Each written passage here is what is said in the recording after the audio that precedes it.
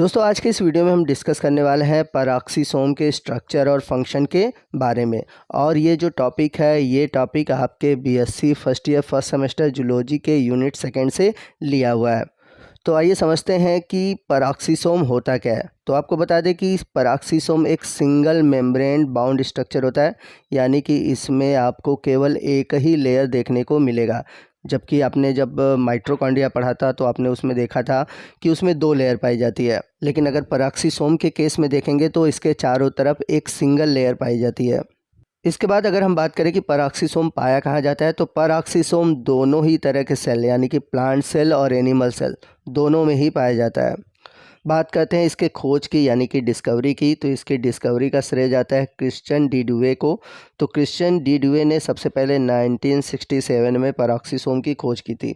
यहाँ पर आपको बता दें कि पैराक्सीसोम ऐसे सेल में देखने को मिलते हैं जहाँ पर डिटॉक्सिफिकेशन होता है, यानी कि जहाँ पर विषैले पदार्थ बनते हैं उनको ख़त्म करने का काम करता है। तो ये मेजॉरिटी देखा जाए तो ये लीवर और किडनी सेल में पाए जाते हैं। वहीं बात करें अगर हम इनके शेप की, तो इनका शेप जो होता है वो स्फेरिकल होता है, यानी कि गोलाकार होता है। वहीं बात करें हम इनकी साइज़ की, तो इनकी साइज़ 0.2 से लेकर 1.5 माइक्रोमीटर के आसपास होता है। तो ये साइट होते हैं सिंथेसिस या फिर डिग्रेडेशन की, यानी कि ये ऐसे जगहों पर पाए जाएंगे जहाँ पर हाइड्रोजन पेरोक्साइड मिलता है। और ये जो हाइड्रोजन पेरोक्साइड है या फिर जो ऑक्सीडाइजिंग एजेंट है उनको ख़त्म करने का काम करता है। तो ये हाइड्रोजन पेरोक्साइड के सिंथेसिस और डिग्रेडेशन दोनों का काम करता है, यानी कि बनाता भी है उसको तोड़ता भी है। चूँकि हाइड्रोजन पेरोक्साइड हमारे लिए हार्मफुल है, टॉक्सिक है, तो ये क्या करता है कि हाइड्रोजन पेरोक्साइड यानी कि H2O2 को कन्वर्ट कर देता है वाटर और ऑक्सीजन में। तो अगर हम बात करें इसके स्ट्रक्चर की, तो इसके स्ट्रक्चर में आपको मेम्ब्रेन दिखाई देगा। जैसा कि मैंने बताया था ये सिंगल मेम्ब्रेन होता है। तो इसका जो मेम्ब्रेन होता है वो प्लाज्मा मेम्ब्रेन की भांति लिपिड और प्रोटीन का बना होता है। और इसमें जो प्रोटीन दिखेंगे ये आपको ट्रांसपोर्ट प्रोटीन दिखेंगे। तो ये ट्रांसपोर्ट प्रोटीन करते क्या हैं? ये प्रोटीन क्या करते हैं कि पैराक्सीसोम के अंदर किसी भी चीज़ को आने को या फिर जाने को रास्ता प्रदान करते हैं। यदि इसके अंदर आप देखेंगे तो आपको इसके अंदर एक कोर दिखाई देगा जिसे हम बोलते हैं क्रिस्टलाइन कोर। तो इस क्रिस्टलाइन कोर के अंदर आपको एंजाइम देखने को मिल जाएंगे, और ये जो एंजाइम होते हैं वो होते हैं ऑक्सीडेटिव एंजाइम। जबकि अगर लाइसोसोम में आप देखेंगे तो लाइसोसोम में आपको हाइड्रोलेजेस एंजाइम देखने को मिलते हैं। वहीं लाइसोसोम में आपको क्रिस्टलाइन कोर भी देखने को नहीं मिलता, जबकि पैराक्सीसोम में आपको क्रिस्टलाइन कोर देखने को मिलता है। अगला डिफरेंस ये भी है कि जो लाइसोसोम होते हैं उनके मेम्ब्रेन में ट्रांसपोर्ट प्रोटीन नहीं होते, जिसकी वजह से कोई भी चीज़ उसके अंदर बाहर आ जा नहीं सकती। तो ये कुछ डिफरेंसेस है पैराक्सीसोम और लाइसोसोम में। अब नेक्स्ट हम बात करते हैं पैराक्सीसोम के एंजाइम की। तो यहाँ पर आपको बता दें कि पैराक्सीसोम के अंदर बहुत सारे एंजाइम होते हैं। लगभग आपसे देखा जाए तो 60 से 70 पैराक्सीसोम के अंदर एंजाइम देखने को मिलेंगे।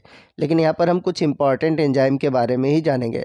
जैसे कि एग्जांपल के रूप में ले हम acyl coenzyme A oxidase, catalase, fatty acid coenzyme A reductase, aldehyde reductase. इसके अलावा alkyl DHAP synthetase, alkyl DHAP reductase. इसके अलावा पाया जाता है अल्कोहल ऑक्सीडेज, फॉर्मेल्डिहाइड डिहाइड्रोजिनेज।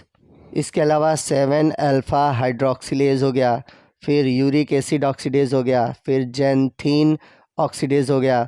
तो ये हैं कुछ मेजर एंजाइम जो कि पैराक्सीसोम में पाए जाते हैं और इनके कार्य ही बहुत ही इम्पॉर्टेंट है। अब आइए नेक्स्ट हम बात करते हैं इनके ओरिजिन की, यानी कि इनका निर्माण होता कैसे है। तो कुछ लोगों का मानना है कि जो पैराक्सीसोम है इनका निर्माण इंडोप्लाज्मिक रेटिकुलम यानी कि अंतःप्रद्रवी जालिका के बडिंग के द्वारा होता है। तो आप सभी ने क्लास 12th या 11th में बडिंग, जिसको हिंदी में बोलते हैं मुकुलन, पढ़ा होगा।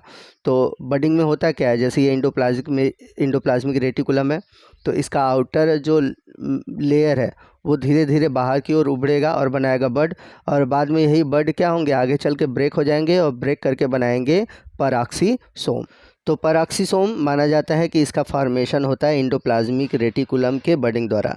दूसरा कहना ये भी है कि जो नए पैराक्सीसोम बनते हैं वो पहले से ही उपस्थित पैराक्सीसोम द्वारा बनते हैं। कहने का मतलब कि कुछ पैराक्सीसोम पहले ही रहते हैं, अब वो क्या होते हैं कि वो ब्रेक कर जाते हैं, बीच से दबकर टूट जाते हैं, और टूटकर एक सिंगल पैराक्सीसोम से 2 नए पैराक्सीसोम बन जाते हैं। तो कहने का मतलब है कि यहाँ पर होता है फिशन, यानी कि हम कह सकते हैं विखंडन। तो ये दूसरा तरीका है परऑक्सीसोम के बनने का। आइए नेक्स्ट हम बात करते हैं परऑक्सीसोम के फंक्शन की। तो सबसे पहला फंक्शन ये है कि जो परऑक्सीसोम है ये फैटी एसिड का ऑक्सीडेशन कराता है। अब ये करता कैसे है? तो होता क्या है कि जो फैटी एसिड होता है, फैटी एसिड को ये एसिटिल को एंजाइम ए में बदल देता है और उसको बदलने का काम करता है एसिटिल को एंजाइम ऑक्सीडेज। और फैटी एसिड के ये ऑक्सीडेशन का जो पूरा प्रोसेस है इसे हम बोलते हैं बीटा ऑक्सीडेशन। अब जब एसिटिल कोएंजाइम ए बनता है उसी दौरान हाइड्रोजन परऑक्साइड भी बनता है। तो अब ये क्या करता है कि हाइड्रोजन परऑक्साइड को बदलता है वाटर और ऑक्सीजन में, और इस प्रोसेस में जो एंजाइम यूज़ होता है वो होता है कैटिलेज। इसके अलावा परऑक्सीसोम करता है क्या है, लिपिड का बायोसिंथेसिस करता है। अब लिपिड का बायोसिंथेसिस कैसे करता है? तो करता क्या है कि ये फैटी एसिल कोएंजाइम ए को बदल देता है प्लाज्मेलोजन में, और इसके कन्वर्जन के लिए कई तरह के एंजाइम की ज़रूरत होती है जिसे हम बोलते हैं फैटी एसिल कोएंजाइम रिडक्टेज, फिर एल्डिहाइड रिडक्टेज, फिर alkyl DHAP synthetase, alkyl DHAP reductase. तो ये सभी एंजाइम क्या करते हैं कि जो एसिल कोएंजाइम ए है इसको प्लाज्मेलोजन में बदल देते हैं। अगला फंक्शन ये है कि यह डिटॉक्सिफिकेशन का काम करता है, यानी कि जो हार्मफुल सबस्टेंस है उसको यूज़फुल सबस्टेंस में बदल देता है या उसको ख़त्म कर देता है। जैसे कि अगर एथेनॉल है या फॉर्मेल्डिहाइड है तो ये हार्मफुल है, ठीक है, ये टॉक्सिक है, तो इन टॉक्सिक सबस्टेंस को ये डिटॉक्सिफाई करता है। तो जैसे अगर हम एग्जांपल के रूप में बात करें तो अगर एथेनॉल है तो एथेनॉल को डिटॉक्सिफाई करने के लिए अल्कोहल ऑक्सीडेज एंजाइम यूज़ होता है। वहीं फॉर्मेल्डिहाइड को डिटॉक्सिफाई करने के लिए फॉर्मेल्डिहाइड डिहाइड्रोजिनेज एंजाइम यूज़ होता है। तो ये दोनों एंजाइम क्या करते हैं, ये डिटॉक्सिफाई करते हैं। इसके अलावा अगला जो फंक्शन है ये ग्लाई ऑक्सीलेट साइकिल में मदद करता है, या फिर कह सकते हैं जर्मिनेशन ऑफ सीड में सहायता करता है। तो जब सीड जर्मिनेट करते हैं तो उनमें परऑक्सीसोम का फंक्शन होता है। तो ये क्या करते हैं कि जो फैट्स होता है इसको कन्वर्ट कर देते हैं कार्बोहाइड्रेट्स में। तो जो सीड होते हैं, सीड के अंदर पाया जाता है फैट्स। तो जब वो जर्मिनेट होने वाले होते हैं तो उस दौरान क्या होता है कि फैट्स ब्रेक हो जाता है कार्बोहाइड्रेट्स में, और उसी कार्बोहाइड्रेट के थ्रू उन सीड को एनर्जी मिलती है और वो सीड जर्मिनेट करता है। तो ये तो फंक्शन था परऑक्सीसोम का। तो इसी के साथ हमारा परऑक्सीसोम से जुड़ा हुआ आज का ये वीडियो ख़त्म होता है। आई होप आपको सभी टॉपिक अच्छे से समझ में आ गया होगा। फिर भी अगर कोई डाउट है तो आप हमसे कमेंट करके पूछ सकते हैं।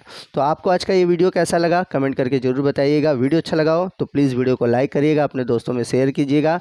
मिलते हैं अगले वीडियो में अगले टॉपिक के साथ। तब तक के लिए जय हिंद, जय भारत।